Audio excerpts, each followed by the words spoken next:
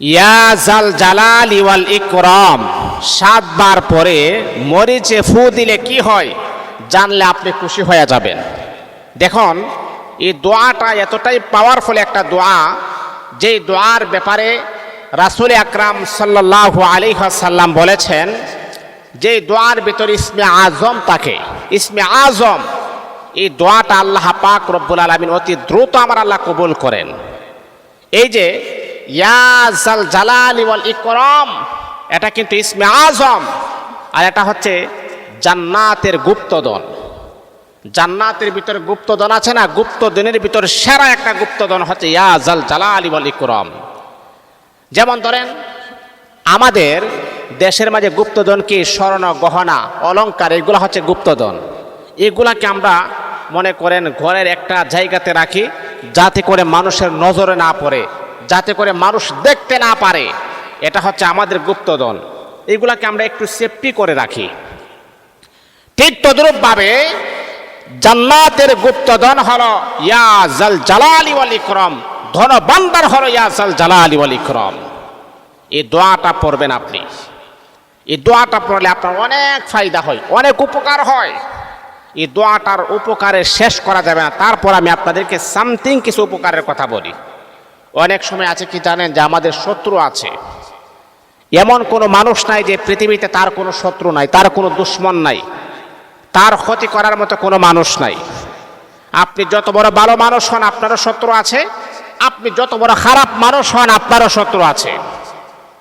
পৃথিবীর নিজাম অনুযায়ী আল্লাহ পাকের কোরআন বলে, হাদিস বলে, এইগুলা যখন আপনি গবেষণা করবেন, রিসার্চ করবেন, এমনকি বর্তমান চিকিৎসা বিজ্ঞান সারা পৃথিবীতে যত নাস্তিক আছে তারাও গবেষণা করেছেন, 1 নাম্বার ভালো মানুষ হলে মুহাম্মদুর রাসূলুল্লাহ সাল্লাল্লাহু আলাইহি ওয়াসাল্লাম ছিলেন। সেই নবী এত ভালো ছিলেন, নিষ্পাপ মাসুম ছিলেন, যার সামনে পিছনে ডানে বামে উপরে নিচে কোনো গুনাহ ছিল না। সেই নবীর শত্রুর কোনো অভাব ছিল না। রাতের আঁধারে অন্ধকারে নিজের মাতৃভূমিকে ছেড়ে দিয়ে অন্য দেশে পালিয়েছেন শত্রুর কারণে। শত্রু যেই কোনো মুহূর্তে তার উপর আক্রমণ করবে। তাহলে আমার নবী এত ভালো মানুষ ছিলেন, যার 63 বছর জিন্দেগি তালাশ করলে একটা কথাও মিথ্যা পাবেন না। সেই নবীর যদি এমন শত্রু থাকে, তাহলে আমার শত্রু তো অভাব নাই, অ্যাভেলেবেল শত্রু আপনার। তাহলে বন্ধু আমার, ইয়া জাল জালালি ওয়াল ইকরাম এটা এমন একটা পাওয়ারফুল দোয়া। যদি আপনি জানেন যে আপনার শত্রু আছে, যেই কোনো মুহূর্তে আপনার উপরে আক্রমণ করবে, যেই কোনো মুহূর্তে এসে আপনার ক্ষতি করতে পারে, বড় ধরনের দুর্ঘটনার শিকার আপনি হতে পারেন। এ বন্ধু আমার, রাস্তা দিয়ে বের হলে যে কোনো মুহূর্তে আপনার ক্ষতি করতে পারে, এমনটা যদি মনে হয়, তাহলে রে বাবা, আজকের আমলটা আপনার জন্য আপনি করবেন। আপনার শত্রু জীবনে কোনোদিন আপনার উপরে ক্ষতি করতে পারবে না, শত্রু ক্ষতি করতে পারবে না। তারপর 2 নাম্বার হচ্ছে আপনার ভালোবাসার মানুষ, মহাব্বতের মানুষ, যাকে আপনি এত মহাব্বত করেছেন, ভালোবাসছেন, কিন্তু সে আপনাকে গুরুত্ব দেয় না, সে আপনাকে ভালোবাসে না বা মহাব্বত করে না। আপনার মহাব্বতের পেয়ারা মানুষের জন্য আমলটা আপনি করতে পারবেন। ইনশাআল্লাহ সেও পরিবর্তন হয়ে যাবে। ইনশাআল্লাহ সে আপনার প্রতি দুর্বল হয়ে যাবে। স্বামী তার স্ত্রীর জন্য করতে পারে। অথবা অনেক শাশুড়ি আছে যে নিজের ছেলের বউটা কথা শুনে না। বাবার বাড়ির প্রতি তার একটা টান, বাবার বাড়ির প্রতি তার একটা মহাব্বত, কিন্তু শাশুড়ি চায় আমার একমাত্র ছেলের বউটা যেন আমার প্রতি যেন দুর্বল হয়, আমার খেদমত যেন করে, আমার ঘরের প্রতি যেন তার একটা মনোযোগ থাকে। কিন্তু না, দেখা যায় গুইরা গাইরা এই মেয়েটা তার বাবার বাড়ির প্রতি টান, বাবার বাড়ির প্রতি মহাব্বত, শাশুড়ির প্রতি এতটা মহাব্বত না, এই সংসারের প্রতি এতটা মহাব্বত না। তাহলে মা, এই আমলটা আপনি আপনার ছেলের বউকে আকৃষ্ট করার জন্য আপনি আমলটা করতে পারবেন। খুবই গ্রান্টের একটা আমল, যারাই করেছেন আলহামদুলিল্লাহ। অনেকে আমাকে কমেন্টস করে বলেন, অনেকে আমাকে ফোন দেন, অনেকে কমেন্টসও বলেন। এই যে গতকালকে সিলেটের এক মহিলা, সিলেট বিয়ানীবাজার হবে, বিয়ানীবাজার, ওনার সাথে আমার কথা হয়েছে। তা আমাকে বললেন যে হজরত আপনার নাম কি? মুফতি মিজানুর রহমান বিবারি। আমি কই হ্যাঁ। হুজুর আপনার প্রত্যেকটা আমল আমি দেখি, যে আমলগুলো আপনি দেন সে আমলগুলো তো আমি করি, আলহামদুলিল্লাহ আমি রেজাল্টও আমি পেয়েছি। হুজুর আমি আমল করেছি, রেজাল্ট আমি পেয়েছি। তাহলে বাবা সঠিকভাবে যদি আপনি আমল করেন, একেবারে পিওর নিয়ত নিয়ে যদি আপনি আমল করেন, ইনশাআল্লাহ আপনি রেজাল্ট পাবেন, আপনি ইনশাআল্লাহ রেজাল্ট পাবেন। আল্লাহ পাকের উপরে পরিপূর্ণ আস্থা ভরসা, 5 ওয়াক্ত নামাজ যখন আপনি পড়বেন, মনটা যখন ফ্রেশ থাকবে, আল্লাহ পাকে সব কিছু পারেন, আল্লাহর দ্বারাতে সবই সম্ভব। এই নিয়ত নিয়ে যদি আপনি আমল করেন 100% আপনি ফল পাবেন, ইনশাআল্লাহ পাবেন আপনি। তাহলে আমলটা কখন করবেন, কিভাবে আপনি করবেন? আমলটা করার সময় আমি আপনাদেরকে বলবো 2 রাকাত নামাজ পড়তে হবে, নফল নামাজ আপনি পড়বেন। 7টা এই যে মরিচ আছে না, লাল মরিচ আছে না, 7টা লাল মরিচ, শুকনা মরিচ, লাল মরিচ শুকনা মরিচ, 7টা শুকনা মরিচ আপনি নেবেন, হাতে নেবেন। আর একটা পেয়ালার মধ্যে একটু চিনি নেবেন, আর একটা সরিষার তেল নেবেন। একটা হচ্ছে 7টা লাল মরিচ মানে শুকনা মরিচ 1, একটা পেয়ালার মধ্যে চিনি নেবেন 2, আর একটা হচ্ছে আপনি একটু সরিষার তেল নেবেন 3। 3টা কাজ করবেন। এই 3টা জিনিস আপনি জায়নামাজের ওই একটু ওই কর্নার একটু রাখবেন।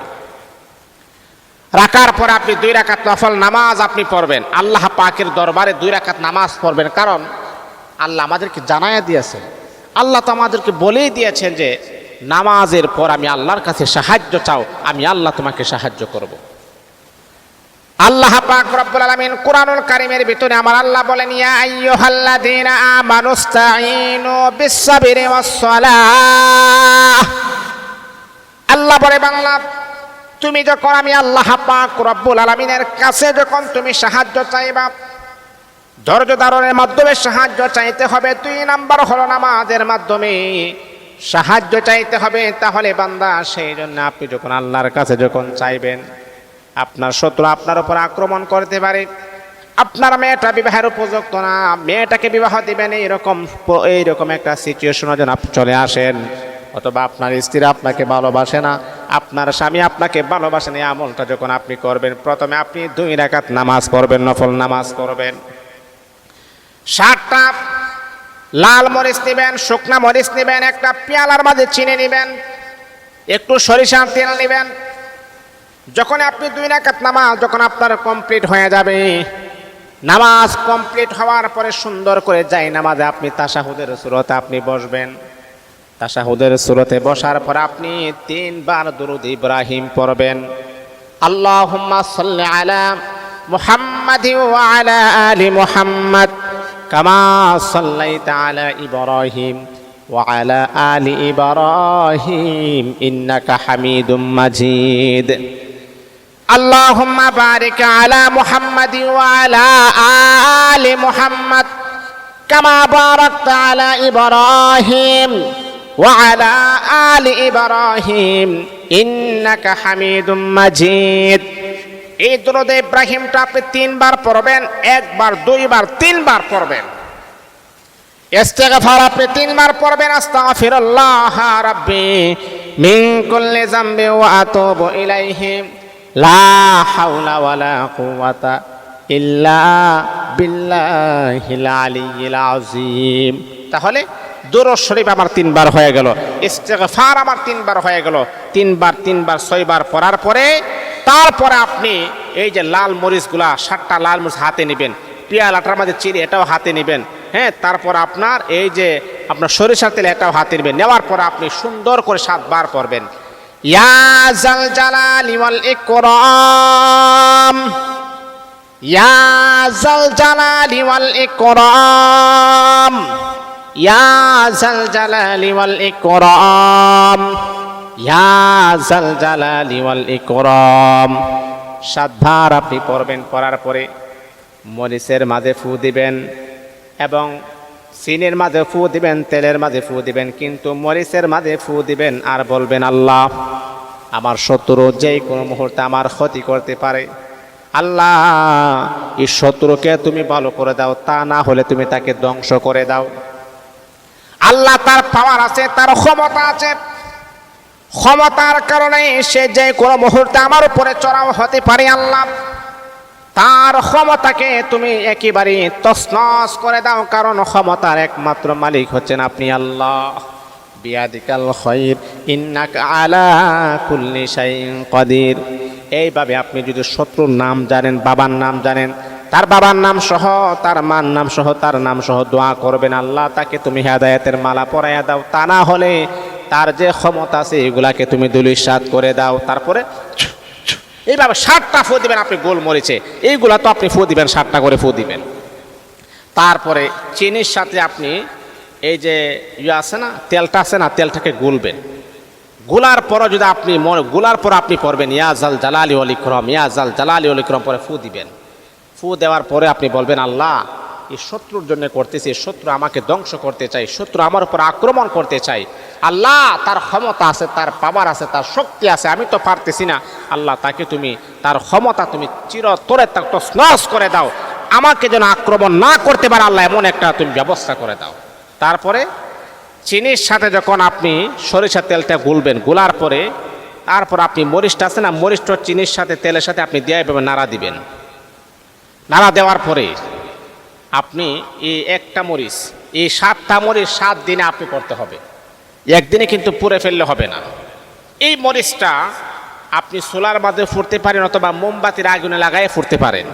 এই মরিচটা আপনি ধরে যখন আপনি ফুরবেন তখনই আপনি আবারও বলবেন, আল্লাহ আমার শত্রু আমাকে ধ্বংস করতেছে, আল্লাহ তার ক্ষমতা তুমি ধ্বংস করে দাও। এই কথা বলে আপনি ফুরে ফেলবেন মরিচগুলা। একদিন একটা আমল করবেন, আরেকদিন করবেন আরেকটা, আরেকদিন করবেন আরেকটা, এইভাবে আপনি আমলটা করবেন।